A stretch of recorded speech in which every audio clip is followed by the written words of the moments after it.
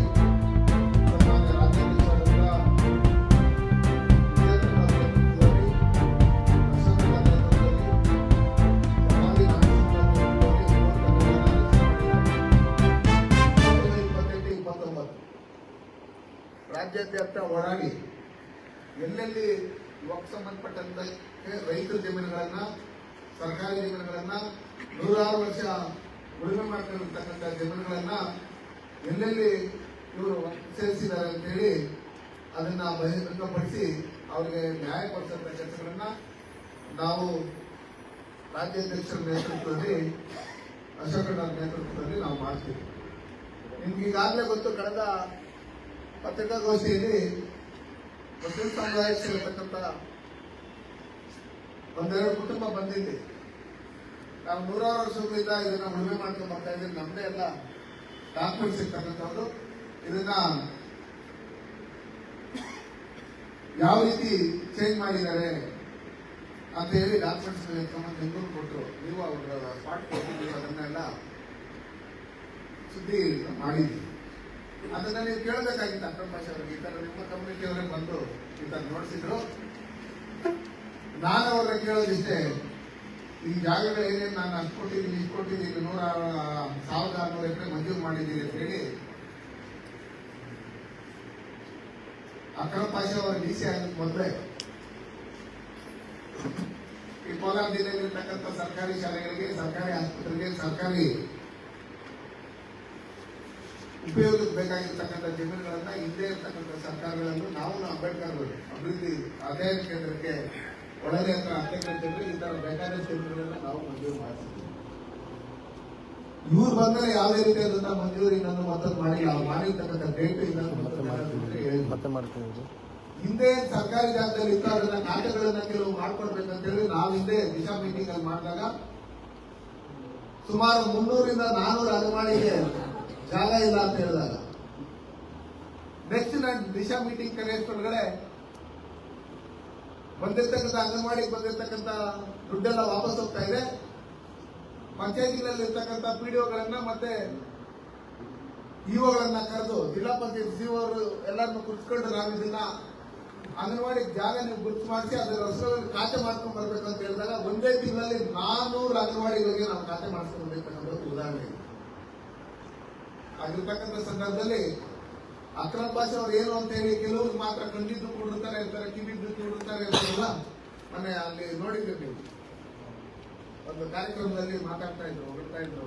ಅಂತವ್ರಿಗೆ ಮಾತ್ರ ಅವ್ರ ಬಗ್ಗೆ ಸ್ವಲ್ಪ ಹೊರಗಿರ್ಬೇಕು. ಯಾಕಂದ್ರೆ ಆ ಕಡೆ ಈ ಕಡೆ ಅಡ್ಗೋಡೆ ನಿಂತ್ಕೊಂಡು ಆಟ ಆಡ್ತಾ ಇರ್ತಾರಲ್ಲ ಅಂತವ್ರಿಗೆ ಆ ತರ ಮಾತಾಡ್ಬೇಕು ಅನಿಸ್ತೈತಿ.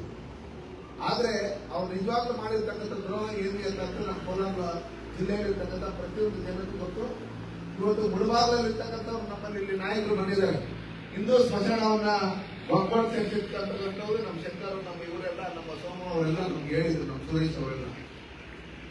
ಆವಣಿ ಹತ್ರನೂ ರಾಮಲಿಂಗೇಶ್ವರ ಸ್ವಾಮಿ ದೇವಸ್ಥಾನಕ್ಕೆ ಸೇರಿರ್ತಕ್ಕಂಥ ಜಾಗದಲ್ಲಿ ಅಕ್ರಮವಾಗಿ ಏನು ಮಸೀದಿಯನ್ನು ಕಟ್ಕೊಂಡಿದ್ರು ಅದನ್ನ ದರ್ಗಾ ಠೇವಣಿ ಹೇಳಿ ನಮ್ಮನ್ನು ಇರ್ತಕ್ಕಂಥದ್ದು ಬರ್ತಾ ಬರ್ತಾ ಅದನ್ನು ಮಕ್ಕಳು ಸೇರಿಸಂತ ಕೆಲಸಗಳನ್ನು ಮಾಡ್ತಾರೆ.